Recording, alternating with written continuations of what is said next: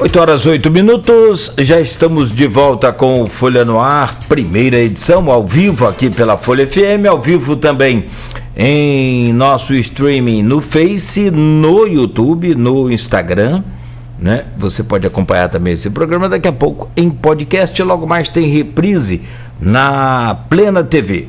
O oferecimento de Unimed Campos, Laboratórios Plínio Bacelar e Proteus Serviços de Saúde e Medicina Ocupacional. Hoje o programa recebe o economista e gerente de estudos econômicos da Firjan, o Jonatas Goulart. Arnaldo Neto, e eu convido você mais uma vez aí para fazer a gentileza de abrir esse bloco aí, por favor. Vamos lá, Nogueira, a gente pode avançar para a pauta nacional, falar das reformas que a gente começou a falar no bloco anterior, mas antes eu vou trazer aqui a questão local um pouquinho também, pergunta de ouvinte, e nosso comentarista número 1, Maurício Batista, né, ele pergunta o seguinte: existe algum estado ou município que se sustenta? E aproveito a pergunta dele para falar sobre quem teve resultado positivo também aqui na região, São João da Barra e Macaé. Foram bem avaliados, mas tem contrapontos dentro dessa boa avaliação? Sim, sempre é importante a gente destacar, né? Acho que o primeiro ponto é o seguinte: como as cidades se sustentam? Geralmente as cidades que eles têm uma boa atividade econômica local, uma estrutura econômica mais forte, é uma cidade que consegue arrecadar mais recursos, principalmente IPTU e ISS. Então nós temos diversas cidades que se sustentam, mas o Brasil é feito de 5.570 cidades. Para a gente ter mais ou menos uma ideia, Minas tem mais de 800 cidades. Então, é o recordista do número de cidades. Então, no nível macro, a quantidade de cidades que não se sustentam é muito grande. Mas a gente também tem diversas cidades de grande porte que acabam também conseguindo ter uma boa arrecadação da atividade econômica local. E agora, trazendo já um cenário mais, que a gente poderia falar mais local, por exemplo, São João da Barra e Macaé, que ficaram nas primeiras colocações, elas tiveram também nota máxima no indicador de autonomia, mostrando claramente que elas se sustentam. Mas qual é a questão nessas duas cidades? Baixo investimento. Isso que fez com que essas cidades não tivessem colocações melhores no ranking nacional, sobretudo. Então, o baixo nível de investimentos precisa ser revisto, porque é um investimento que é capaz de trazer melhora de bem-estar para a população.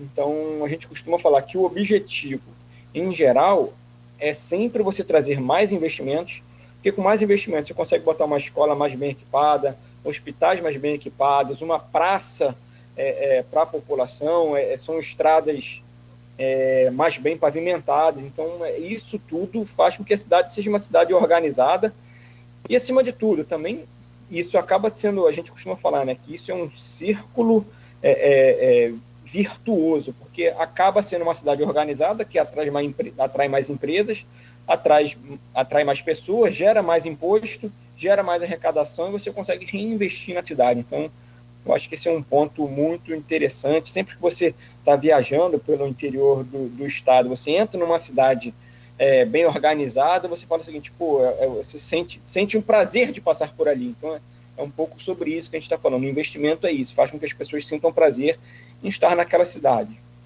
Não é coincidência que as duas cidades que têm melhor avaliação aqui da região é uma que tem instalado um complexo portuário privado, que é o Porto do Açu, e o outro que é base da Petrobras, né? Isso não pode ser coincidência. Certamente são essas grandes empresas que aumentam a arrecadação e que faz com que tenha um bom desempenho fiscal. Mas então, se a gente for parar para analisar esse recorte, que são cidades privilegiadas por essas empresas, estão ainda em dívida por causa da questão do investimento. Sim, exatamente. Precisa aumentar o nível de investimentos, porque são cidades que estão recebendo muita gente, exatamente por conta desses dois empreendimentos que você falou, e é importante que não deixe pelo menos a infraestrutura local acabar sem você repor. Esse é um ponto importante. Mas o satisfatório, o ideal mesmo, é que você consiga aumentar os investimentos para você conseguir oferecer melhor qualidade de bens e serviços para a população. Isso que é primordial e pode fazer com que a cidade atinja um nível de gestão fiscal e de qualidade de vida que fique entre as melhores do país. Nogueira. Pois falando sobre isso, então, é justamente isso. E naturalmente, sobre essa questão da reforma que você começou a tocar no bloco passado, a gente levantou aqui, sempre que pode, a gente está conversando com o vereador, conversa com, né, Arnaldo, um secretário, ou até com o próprio prefeito, ou os prefeitos aqui da região, sobre essa questão, a tributação, a reforma tributária que tanto precisa ser feita, principalmente em alguns pontos. Por exemplo, essa questão dos aplicativos, que hoje, né, tomou conta.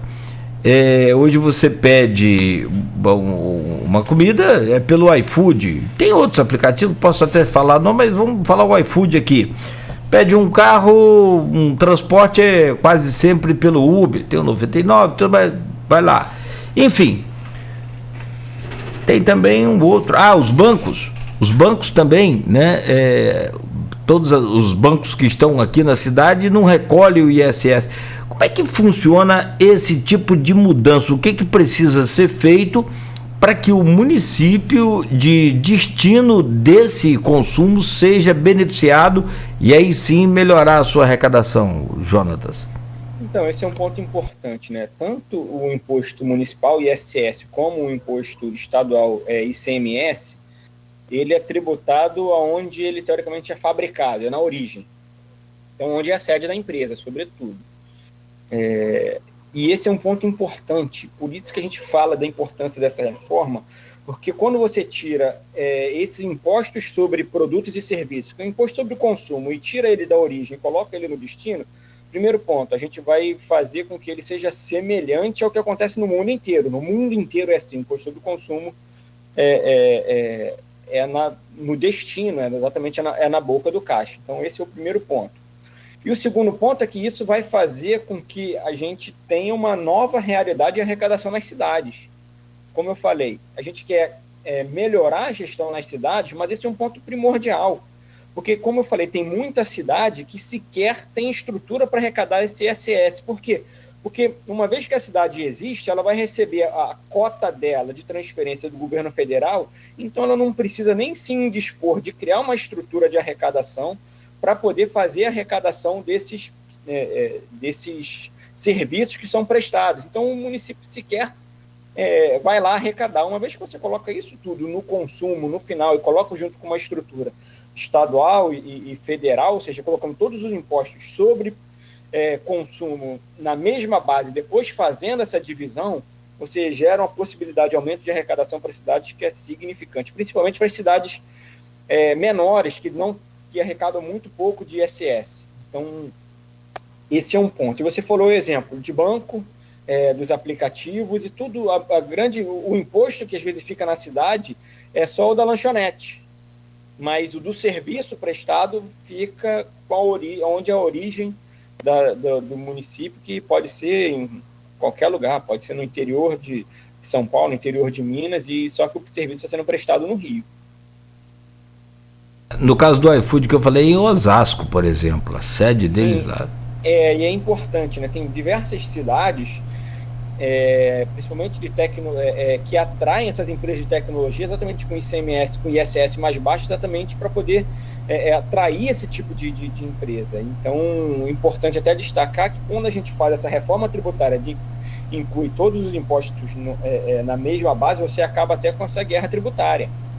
Então, as pessoas vão trabalhar onde tem mais qualidade de mão de obra, onde a cidade consegue oferecer uma melhor infraestrutura de trabalho. Então, deixa de existir essa guerra tributária, que é uma guerra também que é extremamente ineficiente para a arrecadação e para o desenvolvimento do país. Só para fechar, Arnaldo, são 483 cidades no Brasil que contam só com esse tipo de aplicativo e que já tem mais, né, de 12 milhões de usuários. Aí faz a conta aí. Pesa um pouquinho na receita.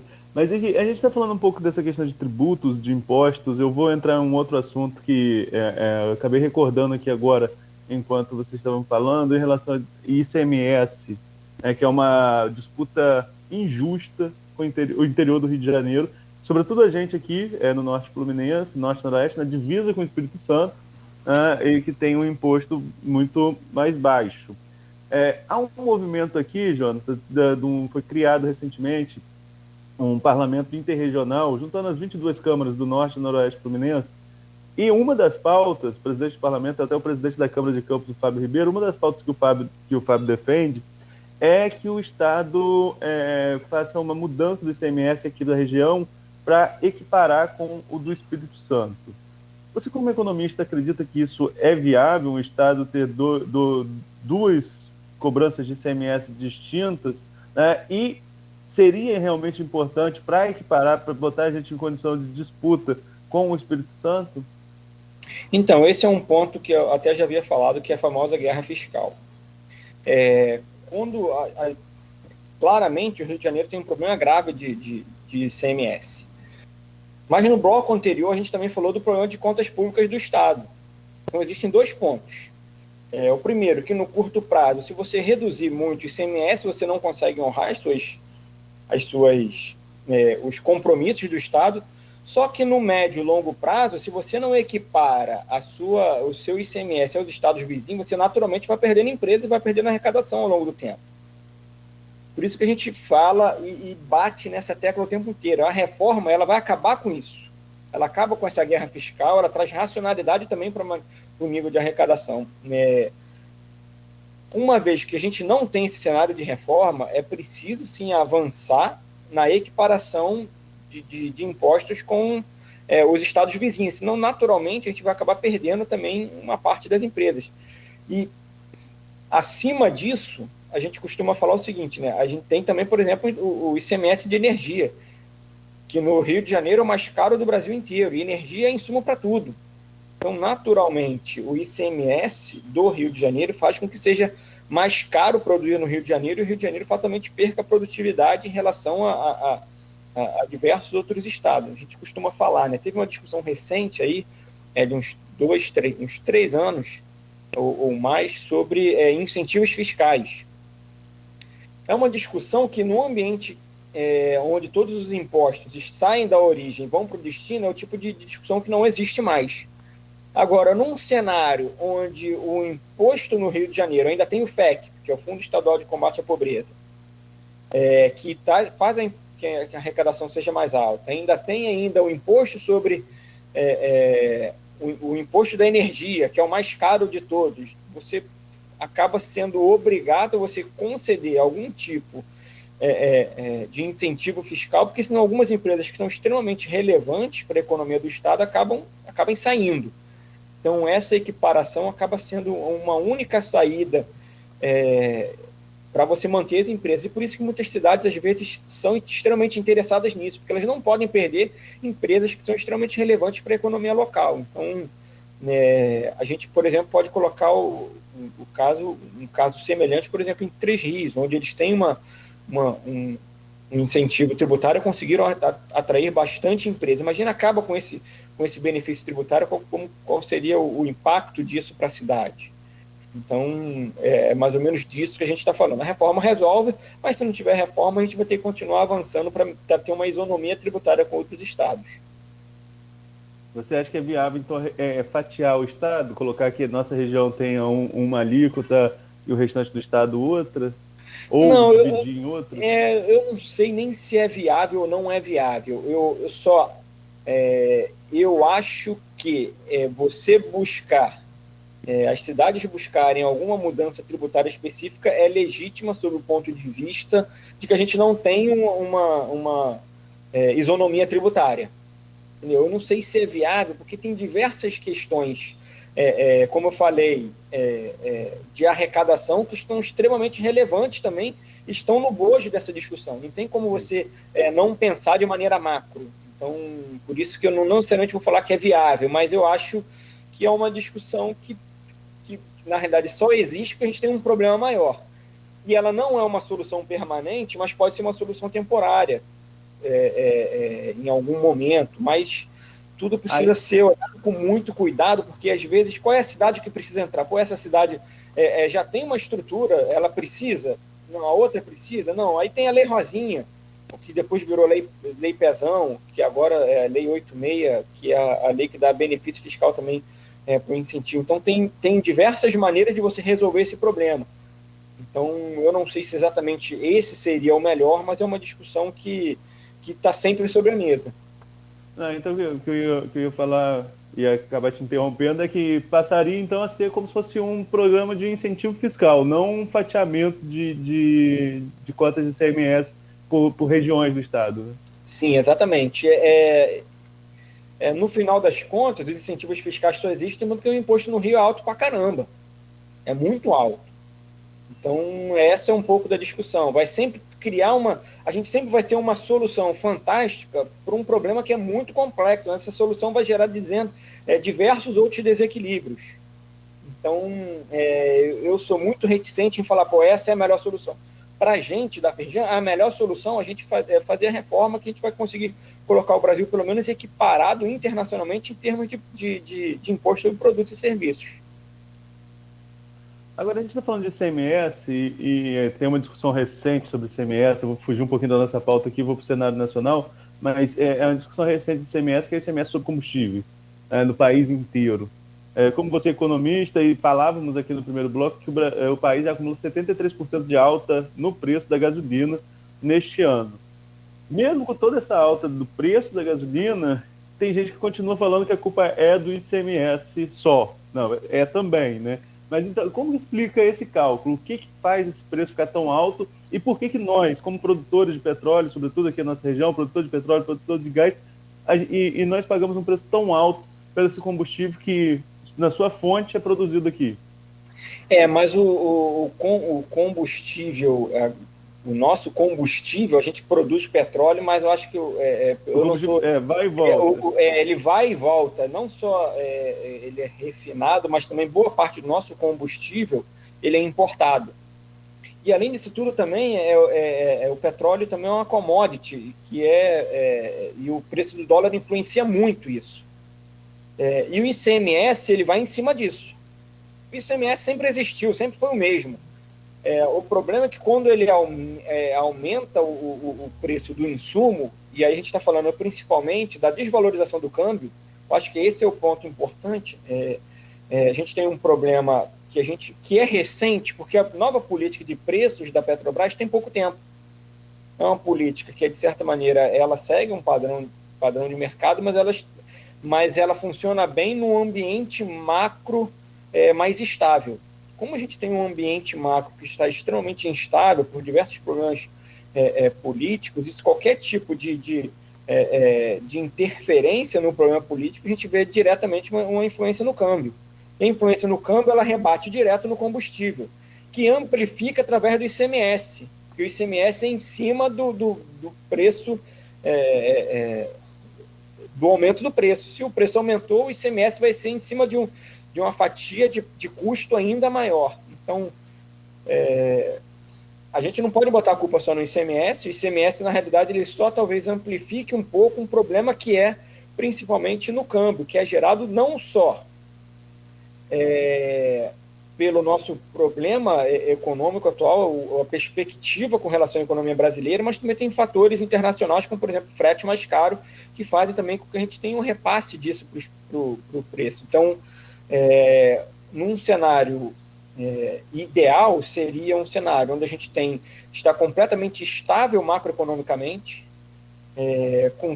com a taxa de câmbio compatível ainda com essa estabilidade, ou seja, próximo de 4, e aí sim a gente poderia falar de um nível de combustíveis num preço mais aceitável, né? Porque a política de preços da Petrobras ela segue um padrão internacional, só que num cenário de instabilidade do câmbio, a gente acaba vendo esse rebate todo dia, essa volatilidade muito alta do preço do combustível, que é amplificada pelo ICMS. Só para entender também e tentar ver se a gente consegue pegar melhor esse feed aí com você. A política de preços internacionais hoje adotada pelo país, seria possível mudar essa política com a taxa, com o câmbio tão alto assim, com o dólar tão alto desse jeito? A Petrobras bancar esse custo, né? Tudo é possível, só que eu estou falando muito mais aqui como uma opinião minha do que, de fato, uma ideia fechada. toda vez que você resolve um problema, você gera outro. A partir do momento que teve essa mudança nos preços da Petrobras, isso já foi feito lá no governo do Temer, quando na época foi o Pedro Parente, que era o presidente da Petrobras, isso foi olhado, o mercado olhou isso e falou assim, pô, muito bom, pô, excelente, ótimo. A gente estava num ambiente que estava macroeconomicamente iniciando a estabilidade, até que a gente teve outros problemas políticos que fez com que o câmbio disparasse.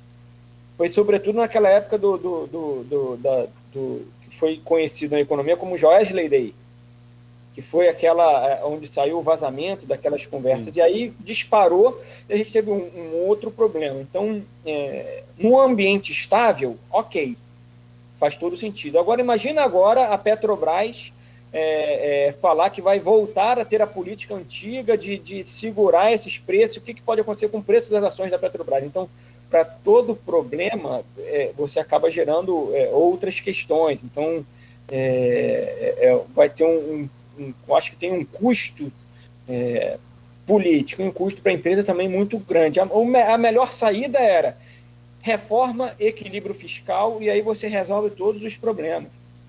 Você consegue trazer um orçamento mais ajustado, você consegue fazer com que, por exemplo, o governo federal ajuste o orçamento de uma maneira mais adaptada ao cenário político, sem necessariamente precisar romper o teto. Você vai ter uma taxa de câmbio mais equilibrada e você consegue mostrar para o mundo que você tem uma trajetória de crescimento de médio prazo que é confortável, e a gente novamente volta a ter uma taxa de câmbio mais comportada e crescimento de longo prazo com inflação baixa. Esse seria o equilíbrio macroeconômico dos sonhos, que muitas vezes não olha para o cenário político de curto prazo. Lamentável que a gente... Eu não sei se você tem, claro, e aí vale a sua opinião, eu estou aqui só especulando, mas não vejo, assim, nenhuma perspectiva próxima aí dessas reformas acontecerem, infelizmente. Confesso que nesse sistema que a gente tem visto aí, nesse governo, acho muito complicado. Ô Jonatas, vou pedir rapidamente a você mais uma vez, só para a gente fazer essa pausa rápida aqui, tempo da gente tomar uma água, um café. Você que está em casa também, ou nos acompanhando aí, continue, siga sempre na Folha FM, e a gente volta já já com o economista e também gerente de estudos econômicos da Firjan, o Jonatas Goulart, ao vivo, quando você está no Rio, né, o Jonatas? Sim. Beleza. Bom, ao vivo aqui com a gente, né, direto do Rio de Janeiro, falando sobre essa questão da economia, e a gente fala no próximo bloco, né, Arnaldo, também, sobretudo, essa mudança aí do Ministério após Paulo Guedes assumir essa possibilidade de furar o teto, essa especulação toda aí que, né, já de novo mexeu no dólar.